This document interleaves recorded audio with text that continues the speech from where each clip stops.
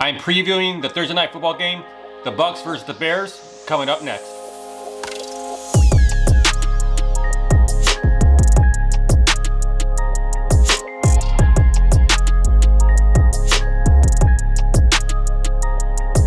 What's up, everyone? You're listening to the Gridiron Fantasy Football podcast for Thursday, October 7th, 2020. And I'm Chip, I'm your host, and thank you so much for listening today. If you're a new listener, thank you so much for joining us as well. If you'd like to share our podcast, you can find us over on Apple and Google Podcasts, Spotify, Stitcher, iHeartRadio, and Amazon Music. If you'd like to watch us, you can watch us over on YouTube at Gridiron Fantasy Football. So, please hit subscribe so you don't miss another episode and help support the show. And on today's episode, we're talking about the Thursday night football game, the Bucs versus the Bears. But before we get into the preview of that game, let's talk about some of the big news that took place on Wednesday. Obviously the biggest news was New England Patriots cornerback Stephon Gilmore tested positive for COVID-19. So obviously he's been put on the reserve COVID list. And of course, this is always going to bring up questions about now Cam Newton being positive for COVID, then you have Stephon Gilmore, and now they played the Chiefs on Monday night. Like, what are going to be the ramifications of this, with this game and some of the concerns that's going on with the spread of COVID. And as of right now, the Patriots had no other cases on their roster that tested positive for COVID. When it comes to the Kansas City Chiefs, there has been no positive cases. And I know there was a story circulating throughout the day on Wednesday there was a picture that was released about the after game, like the post game stuff where the players were, congratulating one another and talking to one another. And you saw Stephon Gilmore talking with Patrick Mahomes. So everyone's concerned about like Patrick Mahomes and will he become positive with COVID and all that stuff. But as of right now, things have turned out well in the sense of the Chiefs not testing positive. But we all know that that's not guaranteed to happen throughout the week. But hopefully every day that goes on that there won't be any more positive cases with the Chiefs from the game on Monday night. And then, bad news from Tennessee, man. The Tennessee reported 2 more players testing positive for COVID-19, and they were supposed to open their facilities up on Wednesday, and it's not going to happen. So their game is possibly in danger to being missed on week 5. So the Bills and the Titans are scheduled to play on Sunday, and if the Titans don't have a couple days of negative cases, this game can and probably could be postponed for another later date, if at all being played. But from what I understand, some of the reports I've been reading is that the Tennessee Titans did some of the players were practicing on their own. They're meeting up and doing some type of workouts to kind of stay in football shape and all that. And I do get it. I do understand as a, if you're an NFL player and you got a bye week that's kind of a surprise bye week, you want to try to stay in football shape and you're trying to prevent injuries. And I totally understand that, but I'm not sure how this is going to affect the Tennessee Titans going forward by going against protocol and meeting out outside of the team's facility. I don't know, but we all know that the Titans wide receiver Corey Davis was now put on the reserve COVID list, as well as Adam Humphries. So you're just wondering exactly who's going to be available for the Titans on Sunday. Hopefully A.J. Brown comes back, but he's still dealing with a contusion to his knee, so we have no idea if he's going to be available. But the Tennessee Titans are in a really tight spot in the sense of are they going to play on Sunday? So hopefully, Thursday, Friday, hopefully Saturday, there's going to be negative cases. So that game still can be in jeopardy. So just like we were seeing with the Steelers and the Titans game, the possibility of what was going to happen with the Patriots and Chiefs, make sure you have players that you can substitute for these players that could be out for Sunday if the Titans and the Bills cannot play. And then you got to think about what's going to happen with the Kansas City Chiefs. If there's any positive cases with the Kansas City Chiefs, that game could be postponed because they play the Raiders. So you got so many teams that are involved here because the Raiders had a positive case. It looks like it was only one isolated incident, but you never know what days are going to transpire from that. So just like anything else, prepare for having somebody pivot to when these rosters could be minimized based on the fact that you could have players that will not play. With that being the case, I want to go over to some of the main fantasy ads that took place because today, Wednesday, was the waiver wire day where all your pickups from Tuesday night, all the waiver shit went through on Wednesday. So some of the big names that I had mentioned on the Tuesday episode was, Robert Tonyan was the number one ad this week. So he was someone that obviously had a huge game on Monday night. He was a guy that was touted after to a bunch of leagues. Obviously, there was a huge increase in his shares. So Robert Tonyan was the number one fantasy ad this week. And then second was Dearness Johnson. So if you were a Nick Chubb owner and you were not able to get Kareem Hunt as your handcuff, the next guy up, because they have a 2 running back system, was Dearness Johnson. And I looked at the numbers and he was the second most added player. However, he's still only owned in 10% of the league. So we do know that on Wednesday, Kareem Hunt was limited at practice with a groin injury, the same groin injury that he had last week, but he still played on Sunday. So you just never know what's going to happen with Kareem Hunt. So he has played. He's always been on track to play. But if Kareem Hunt somehow is inactive, just hypothetically, Dearness Johnson is going to be the guy that's going to be taking that role. So they're a very good running team. They got a very good offensive line. So he's someone that should still be available in a lot of your leagues because he's only owning 10% of the league. So that's somebody that I would go after. And then another tight end that was added this week was Dalton Schultz. So he's a guy that's been doing pretty well on the Cowboys. The only thing about Schultz is that there's a lot of mouths to feed. So I know Dak Prescott likes throwing to the tight end, but he's a guy that was added. He was third on the list. And then Justin Jackson and Damian Harris were the 2 running backs that were after that. Those ads make sense. Obviously, Justin Jackson will be taking over that RB2 spot for just behind Joshua Kelly. But the thing is, Joshua Kelly is dealing with some fumbling issues. So with that being the case, Justin Jackson is a guy that you must add, and it looks like he's still available in a lot of leagues. He's a guy to go after as well. And then Chase Edmonds was added. He saw 11% increase in his shares, on Wednesday when the waiver wires went through.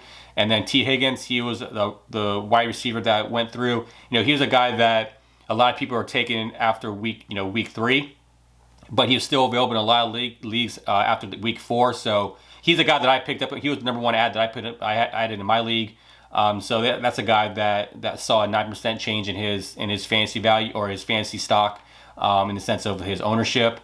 And then the top drops for this week, obviously Allen Lazard was dropped. If you don't have an IR spot, he's a guy that has to be dropped based on the fact that if you don't have an IR spot and you don't have a large bench, then you have to drop somebody who's on IR for the next 6 to 8 weeks. So he's a guy that I have in my league. I didn't drop because we have 2 IR spots, but Allen Lazard was the top drop for this week. And then Carlos Hyde was because Chris Carson is playing, so his value really with Carlos Hyde is really not really needed if Carson's playing. And then you saw Sony Michel get dropped. Obviously, Damian Harris, the guy that got the majority of the carries on Monday night. Sony Michel's on IR, so that makes sense for him to be dropped.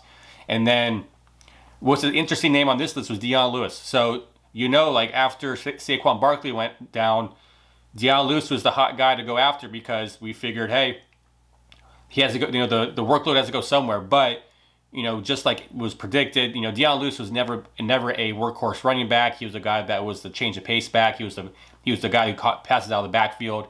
Wayne Gallman was a healthy scratch that week that Barkley got hurt.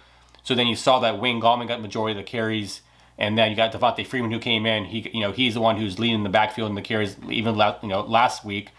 So it was one of those things where it made sense. And then Brandon Cooks, he was dropped. He had a goose egg on Sunday, so he was a guy that was probably going to be dropped in a lot of leagues. You have to get rid of dead weight. That's just how it is when it comes to fantasy. You don't keep people on your roster because of names. You have to see who's going to help you win.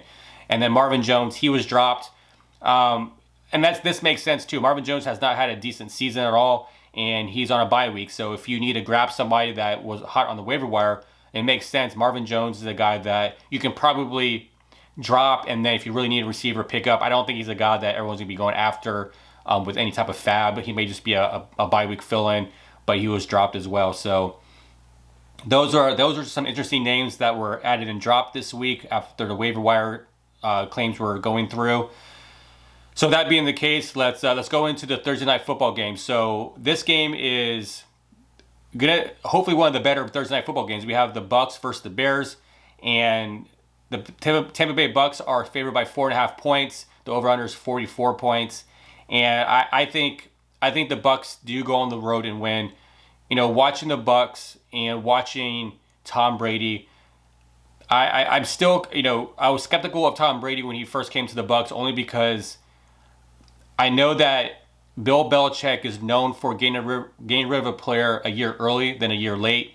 And Tom Brady, to me, I was a little nervous, but then now seeing what Tom Brady did last week against the Chargers, he threw that pick six, which is like his fourth one in the last 6 games, and that's concerning because the reason why the Bucs lost a lot of games, I think they lost 3 games last year. I'm sorry, 7 games by 3 points or less last year, and a lot of it was Jameis Winston had 30-something turnovers. It was the quarterback play that caused the Bucs not to win more games. And then Brady comes in, and the first few games he's thrown interceptions, he's thrown pick sixes, and it was like a nightmare all over again. But he came back through. He threw 5 touchdown passes. So I do think the Bucs have a good chance to win this game on Thursday night. Now the Bears defense they're no jokes. I mean, they're a good defense. So I'm kind of nervous about what's going to happen with the Bucs, because the Bears right now are the only team who have not given up a passing touchdown. So the Bucs are decimated at wide receiver. Mike Evans he's going to play. He's questionable to play on Thursday night. However, he's dealing with the ankle injury. Scotty Miller is questionable, and he's dealing with the hip injury. So the Bucs now have to look at Ty Johnson. They have to look at some other guys that they're going to work at. They have to figure out what they're going to do with Gronk. Cameron Brate. So there are some guys that they're going to have to rely on. That they're missing Chris Godwin. They're going to be missing Leonard Fournette. He's doubtful for the game. They're going to miss Justin Watson. It's just a lot of players that they're not going to have going into tonight's matchup. But I do think there's enough there for Brady to work with in order to get a win. But I do think the Bucs do win this game. Now, when it comes to fantasy, the guys that I'm going to start in this game based on their rankings for this week, I think Tom Brady is a start this week. He is that fringe QB1 this week. Like I said, it is a tough matchup because of the Bears defense, but I do think Brady gives you a low-end quarterback 1 week. When it comes to running back, you're going to start Ronald Jones because Leonard Fournette's out, LaShawn McCoy's out. They're going to have Ronald Jones and Keyshawn Vaughn. So I think that Ronald Jones has RB2 type of week. And same with David Montgomery. David Montgomery is a guy that you're going to start. You're going to think about more of RB2 numbers from him this week. The Bucs are very stout against the run. The Bucs they're only giving up 46.5 rushing yards per game, and that's only 2.5 yards per carry. So they're very stout against the run. However, on the flip side of that, they're not very good. They're giving up a lot of passes to the running back. So they're giving up 31 passes to the running back, meaning that if David Montgomery cannot get it done on the ground, he could get it done on the in the air. So that's where I think David Montgomery still has a decent fantasy outing, because he'll get those receptions if they decide to work around how stout the Bucs ground defense is, that they should be able to do something in the air just because they're not good at guarding the running back out of the backfield. And then when it comes to wide receiver, I'm playing Allen Robinson this game. Obviously, you're playing Mike Evans. Those are the 2 main wide receivers you're going to play, in this game. Now, when it comes to like my flex option at wide receiver, I think Scotty Miller, he's a good choice. I understand him and Tom Brady have some continuity now. I mean, he's leading the Bucs in receiving yards. He does have 2 touchdowns on the year, so he's starting to be that guy that Brady goes to. That's the only thing, is that it's a tough matchup. So Scotty Miller is a good PPR option for this week. I think that he gets the job done. If he gets around 10, 12 points, that's going to be a good outing for the flex. And then when it comes to my boom-bust players for this game, I think Keyshawn Vaughn is one of those players. I think that because Ronald Jones has had some issues catching the ball, he had a couple drops last week. I think Keyshawn Vaughn is going to be a good guy out in the backfield to help get some passes and help kind of fill that LaShawn McCoy role. And he had a touchdown last week. So I think that this is a good choice for maybe that boom bust. If you're really hurting at running back, if you happen to have a roster that you had Barkley, you had Chubb, and you had some of these injured running backs, you may be just scrounging for someone to play. And Keyshawn Vaughn may be one of those guys that could get you some boom potential in that game. And then when it comes to tight end, I think Jimmy Graham, I know he's getting up there in age and everything like that, but right now he's second on the Bears in target share. So I think that because Nick Foles likes throwing to the tight end, the Bucs they're not the best at defending the tight end. So I think that Jimmy Graham could have a sneaky game just because of Nick Foles liking to throw the tight end, and plus the Bucs are still kind of middle of the pack when it comes to pass defense. So I think that Jimmy Graham, if you have bye weeks this week, if you have a player dealing with COVID, and you're kind of nervous about having a player available on Sunday, depending if some games get postponed, I mean, Jimmy Graham is an option there in this game. And then I think Gronk. Gronk is a guy that he has the potential to have a bigger role in this offense because O.J. Howard is out. So he's out for the season with a torn Achilles. So I think Gronk becomes a decent pickup and a decent play if you're desperate. He only has 9 receptions on 14 targets this year, so he's not being used a ton. But that role could change because of O.J. Howard going down. So that's just one of those. Let's see what happens. I'm gonna play Gronk to kind of hope for the best, and hopefully he has one of his Gronk type of games. But it's just one of those things where you just have to see what happens. This is a time of the year when you got bye weeks, and now we're dealing with bye weeks, injuries plus COVID issues. So Gronk might be the best option for you this week. And then when it comes to players that I'm going to sit in this game, at quarterback, you're going to sit Nick Foles. You're not playing Nick Foles in this matchup, especially even if you're in a 2-quarterback league. Unless you're desperate at quarterback, you're not playing Nick Foles. Anthony Miller, he's a guy that I was high on coming into the season. I've cooled down on Anthony Miller. I just can't trust him. I don't want him in my lineup. And he's only playing 52% of the snaps. So that's not good for a guy that is supposed to be one of the main slot receivers for the Chicago Bears, because now you got Darnell Mooney. Now he's playing more snaps than Anthony Miller. He's playing 58% of the snaps, so he's a guy that is just overtaking Anthony Miller in the snaps. So I'm not playing Anthony Miller. He's a guy that I'm just not going to sit. And then when it comes to defenses, I think you can play both defenses if you really want. But I'm talking about like if you have a bye week or whatever. Chicago Bears are not a bad unit, but if I had better options out there, I'm going with better options. But for the Bucs, I'm playing the Bucs in this game. The Bucs are going against Nick Foles because of the rush defense, because they don't have really Allen Robinson to really worry about. I think that the Bucs are able to hold them to maybe around 17 points in this game. And right now, the Bucs D is the 4th best fantasy football defense right now. So they're not a bad unit. I think that this is a good matchup for them. Nick Foles, if he gets pressure, I can see them getting to him quickly and getting a bunch of sacks. So I think that this is a very good option for this week. So that being the case, for this game, those are my starts and sits for the Thursday night football game. Now on tomorrow's episode, I'll be going through all the rest of the matchups for Week 5, and hopefully we'll have some more news about what's going on with the Tennessee Titans if they're going to play in Week 5. Hopefully there won't be any more positive cases on the Patriots, or hopefully no new cases that come up on the Chiefs. Hopefully all their players are okay. So that's the podcast for today. Thank you so much for listening today. Please like and share and comment on this video and on the podcast. If you have any questions, please leave them down below in the comment section. And like I said, on tomorrow's episode, I'll be talking about all my Week 5 starts and sits, all the matchups. So hit subscribe so you don't miss that episode. If you'd like to follow us over on social media, you can find us on Facebook and Twitter at The Gridiron Pod, on Instagram at Gridiron Fantasy Football. So that's it for today. Thank you so much for listening today, and we'll see you in tomorrow's episode when I talk about all the Week 5 matchups and my starts and sits. Take care.